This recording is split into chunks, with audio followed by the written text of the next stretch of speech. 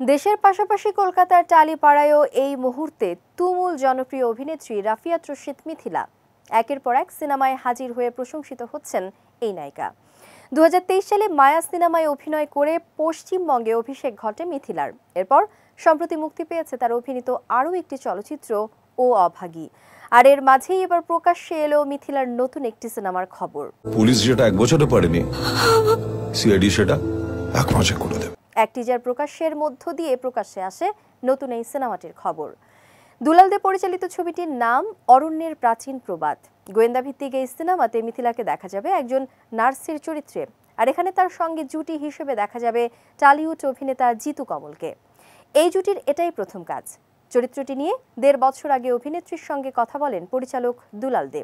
এ প্রসঙ্গে তিনি জানান, মিথিলা ছাড়া আর কারোর মধ্যে এই চরিত্রটি খুঁজে পাননি, তাই চরিত্রটি নিয়ে অন্য কাউকে প্রস্তাবও পাঠাননি তিনি। মন্দার পাতা পৌঁছলে গোড়ায় ফড়ফড়াইয়া।